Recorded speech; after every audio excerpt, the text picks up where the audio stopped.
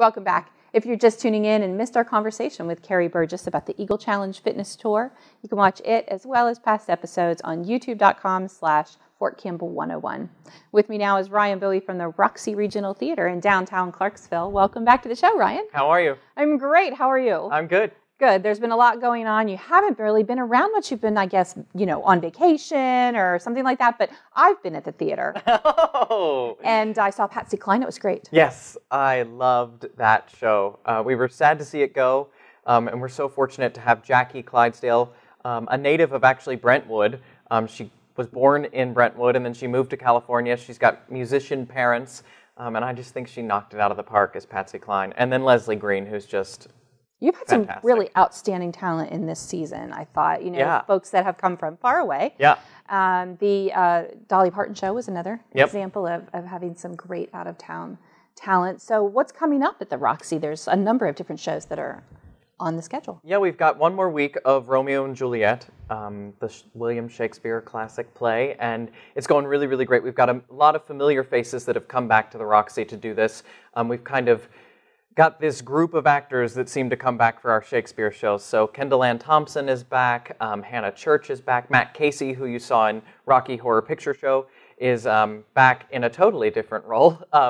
But it's going really well. We've set it in the Civil War to continue with our sesquicentennial celebration of the Civil War. So that kind of adds an interesting dynamic. Not only are the two families feuding, but you've got North and South feuding as well. That's kind of cool how you make that adaptation for Shakespeare to just kind of give it a little extra, I've seen Romeo and Juliet. Right. I don't need to go see it again. Here's a different setting for it. Yeah. So that's just one more weekend, this weekend. Yes, Friday at 8 o'clock and Saturday at 2 p.m. and 8 o'clock. So 3 opportunities for that. Mm-hmm. And then what comes after Romeo and Juliet? After that, we're continuing with the Civil War theme, and we're doing John MacDonald's adaptation of the Civil War stories. It's a series of letters and stories that were written by soldiers and family members during the Civil War, and it's been adapted for the stage.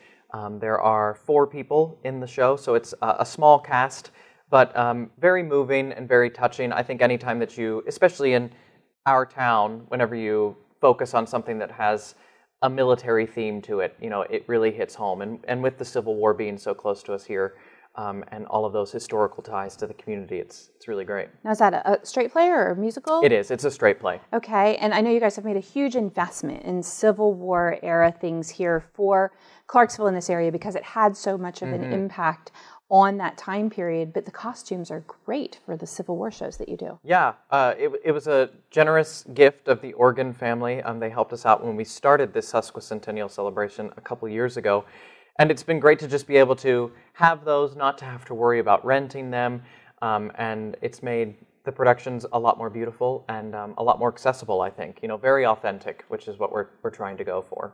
So any musicals coming up or any avant-garde theater, anything going on in the upper Yeah, we've got something in the other space. It's coming up.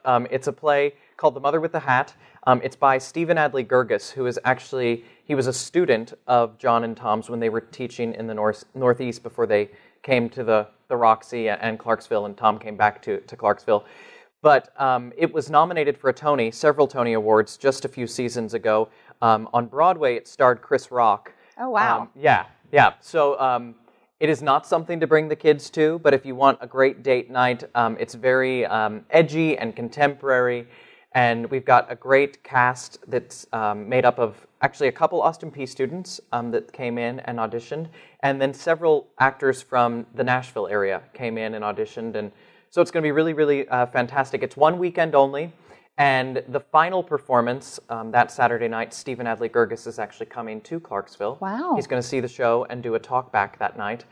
So the playwright who produced this work on a Broadway stage as a part of the theater company that Philip Seymour Hoffman is also involved with in New York City, they're coming to town. So it's kind of exciting. Is that included in your ticket for that night? So is it just a Friday night and a Saturday night show? It's actually a Wednesday, Thursday, Friday, Saturday. Wednesday and Thursday at 7, and Friday and Saturday at 8 o'clock. So 4 chances to see it, but there's only about 50 seats in that. Right. So you need to get your tickets early to early. See that. And that's definitely an 18 and up show. Oh, yeah. Okay. Yeah. And that's, content, themes, just maturity. Yes. Okay. Yes. But we love the kids at the theater. We do. So what comes after The Mother with the Hat? Yep, we've got Peter Pan coming back to the Roxy. It is actually a newer take, a newer version on the classic story. So the music is a little different. It's actually a production that was in London several years ago. You can go online and look at, I think it's called Peter Pan 360 is the website that you can look at. But it's just an updated version, and we're setting it just a little differently with it being a little more steampunk, if that makes sense. I think we'd have to see it to understand. Yeah. So lots of just using found objects to make a really beautiful set. Okay. Lots of men's ties and crazy pants and kids will love that. High boots and And it's a musical? It is a musical. And will there be children in it? Yep. We have, I'm trying to think, we have 2 young brothers actually that are playing the younger Michael or John. I can never remember. And then 2 of the other boys from the Saturday School of the Arts program is playing the other role. And then we've got several young people that are involved in the production as Indians. Okay. And they are on a rotating basis. So lots of kids involved in it.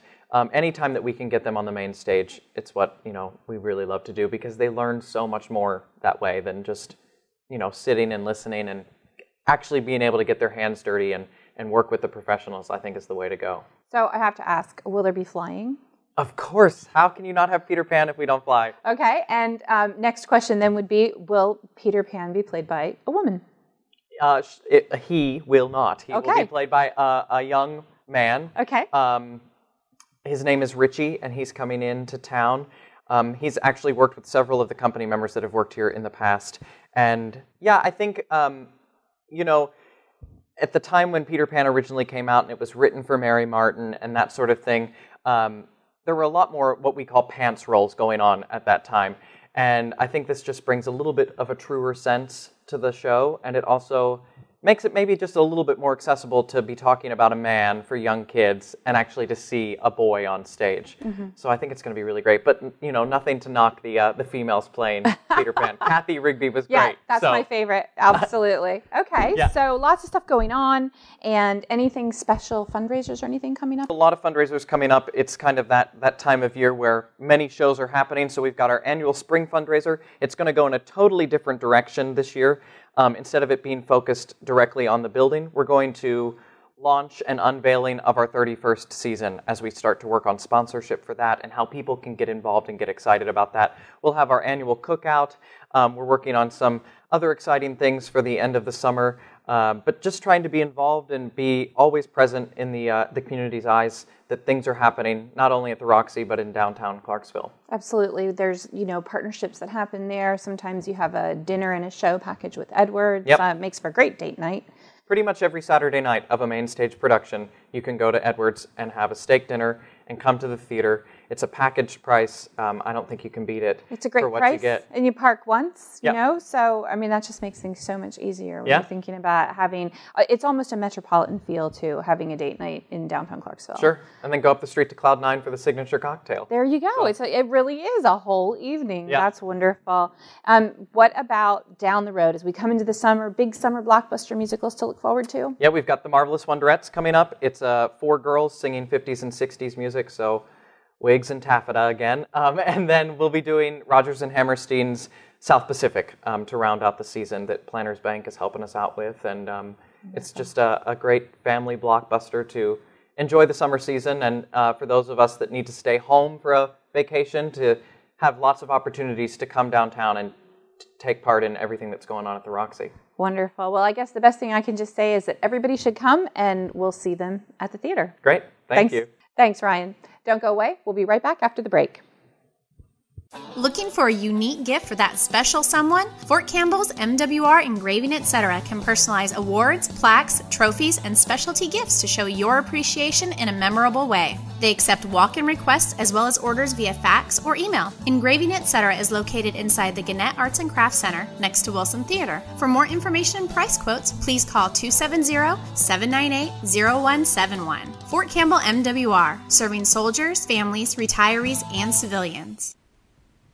Welcome back, and thanks for staying tuned to MWR Life on Air. If you need more information on family and MWR events and activities, you can check out our website or Facebook page, pick up the latest copy of the MWR Family, Single Soldier, or Retiree Life magazine, or call our 24-hour recorded information line. You can join our text club by texting the letters MWR to 68683, and you can listen to our radio programs on 1400 AM WJCM at 8 a.m. or 105.1 WVRY FM at 8:30 on Friday mornings. Programs also rebroadcast on Fridays at 12:30 p.m. on 1400 AM WJCM.